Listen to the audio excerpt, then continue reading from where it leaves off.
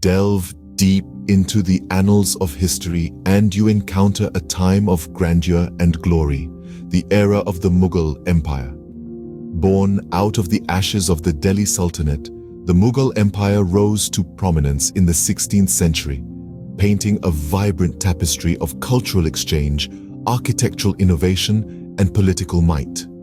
The zenith of this majestic era came under the rule of Akbar the Great, a visionary monarch who ushered in a golden age of prosperity and enlightenment. His reign was marked by profound religious tolerance and a flourishing of the arts, giving us masterpieces like the Fatehpur Sikri. However, like all great empires, the Mughal dynasty too had its sunset. The empire's influence waned, its territories decreased, and the once mighty Mughals witnessed a gradual decline. Yet, even in its twilight years, the empire continued to contribute to the rich tapestry of Indian history and culture. As the golden era faded, a new chapter began, marked by the reign of the last Mughal king. In the twilight of the Mughal Empire, a new sun rose. Bahadur Shah Zafar, the last Mughal king. Born as Mirza Abu Zafar Sirajuddin Muhammad Bahadur Shah, he was the son of Akbar Shah II. His birth, in the year 1775, marked the beginning of an era that would be fondly remembered for its cultural richness despite the political turmoil.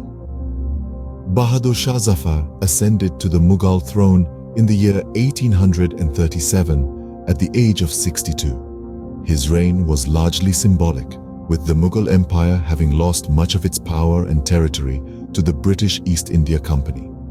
However, the throne held significance, not only as a symbol of sovereignty, but also as a beacon of cultural and artistic heritage. Despite being a king, Bahadur Shah Zafar was a man of simple tastes. His true passion lay not in the affairs of the state, but in the world of poetry. He was a prolific Urdu poet, and his verses echoed his love for his land and his longing for peace. His personal life was as diverse as his poetry.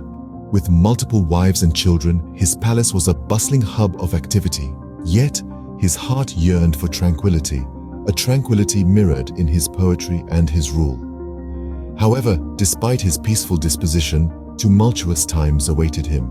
Upon the throne, Bahadur Shah Zafar found himself in a world wrought with political strife and colonial ambitions. Such was the backdrop against which the last Mughal emperor began his reign. Bahadur Shah Zafar ascended to the throne in the twilight of the Mughal Empire, a time when its once vast dominion had shrunk to the mere boundaries of Delhi. The grandeur of the Mughal era was fading, and the British East India Company was steadily gaining ground. The company's influence was not only economic but also political, and it was swiftly weaving a web of control across the Indian subcontinent. Zafar, although an emperor by title, was sadly a king without a kingdom. He was a monarch in name only, with no real political power or military might to his credit. His rule was confined to the city of Delhi, while the British East India Company held sway over the rest of India. The circumstances were far from ideal, but Zafar was not a man to be easily deterred. Under his reign, Delhi became a sanctuary for artists, poets, and musicians who thrived under his patronage. Despite the political turmoil, he managed to maintain an air of serenity within his court, fostering a vibrant cultural milieu. However, the political turbulence outside the royal court was a constant reminder of the grim reality. The British East India Company was tightening its grip, and the Mughal Empire was on the brink of extinction. The political power of the Mughal dynasty was waning, and Zafar himself was often referred to as a puppet in the hands of the British. The challenges and difficulties that Zafar faced during his reign were immense, yet he navigated these troubled waters with dignity and grace. His reign was marked by a deep sense of loss and longing, a poignant testament to the end of an era. Yet, as the Mughal sun set, a new dawn was on the horizon.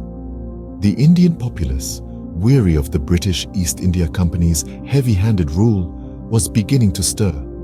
In these trying times, a spark of rebellion began to ignite in the hearts of the Indian populace. In 1857, that spark ignited a blazing revolt known as the Sepoy Mutiny, or the First War of Indian Independence. This revolt was a landmark event in the annals of Indian history, and Bahadur Shah Zafar, the last Mughal emperor, found himself at the center of this storm. However, his role was not one he sought out. Burdened by the weight of his ancestors' legacy, Zafar was thrust into the limelight as the figurehead of a revolution. Despite his initial reluctance, Zafar was proclaimed the Emperor of India by the rebelling Sepoys, soldiers in the service of the British East India Company. He was not a warrior, and his reign had been one of peace, filled more with poetry than with politics. Yet, the Sepoys looked to him for leadership, seeing in him the last vestige of the Mughal Empire that had once commanded awe and respect across the subcontinent. However, the revolt was not destined to succeed.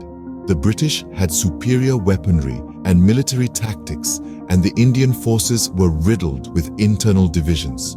The lack of a unified command and strategy, coupled with Zafar's hesitant leadership, led to the eventual failure of the revolt. In the aftermath, Zafar was captured by the British. He was put on trial, accused of treason and instigating the rebellion. His defense was that he had been a reluctant participant, coerced into the rebellion by the Sepoys. But the British were in no mood for leniency. Despite his age and frail health, Zafar was found guilty. The sentence was harsh: exile from his homeland. The last Mughal emperor, a man who had spent his entire life in the confines of the Red Fort, was shipped off to Rangoon, now known as Yangon in modern-day Myanmar. In Rangoon, the deposed emperor lived out the rest of his days in solitude and sorrow. He penned poignant verses of poetry, expressing his longing for his homeland and the melancholy of his exile. His health declined rapidly, and in November of 1862, he breathed his last. In the far-off land of Rangoon, the last Mughal emperor breathed his last, ending an era. This marked the end of the Mughal dynasty, an era that had begun with Babur in the early 16th century and ended with Bahadur Shah Zafar, the poet king in a land far removed from the grandeur of his ancestors. The sun had set on the Mughal Empire, but the legacy of Bahadur Shah Zafar still shone brightly. Bahadur Shah Zafar, the last Mughal emperor, was a ruler whose reign was marked by the twilight of an empire, but his influence extended far beyond his tumultuous rule. His legacy is not just of a king, but of a poet, a symbol, and an enduring figure in the annals of India's rich history. He was a man of arts, a prolific poet who lived in an era of great cultural flourishing. His verses, written in the classic form of Urdu ghazals, exuded melancholy, often reflecting his own personal despair and the decline of his beloved empire. They continue to be revered in the world of Urdu literature, encapsulating the essence of a time where the grandeur of the Mughal Empire was giving way to a new world order. But Zafar's legacy extends beyond his poetic prowess. His reign, though marked by political decline, became a potent symbol for the Indian freedom struggle. He was the rallying point for the Sepoy Mutiny of 1857, India's first war of independence, and his name was invoked as a symbol of resistance against British rule. Though the rebellion was quelled and Zafar was exiled, his symbolic importance in this defining moment of Indian history remains etched in the collective memory of the nation. His life and rule have also found resonance in literature and popular culture. Various works of fiction, historical research, and even films and television series have explored the life of the last Mughal, his rule, his poignant poetry, and the critical period of Indian history that he was a part of. These portrayals often paint a picture of a tragic figure, a reluctant ruler trapped in the politics of an empire on the brink of collapse, and a world changing faster than he could keep pace with. However, these portrayals also capture his resilience, his commitment to his culture and his people, and the dignity with which he faced his fate. They serve to humanize him, offering a glimpse into the world he lived in and the legacy he left behind. So while the sun may have set on the Mughal Empire, the legacy of Bahadur Shah Zafar continues to shine brightly.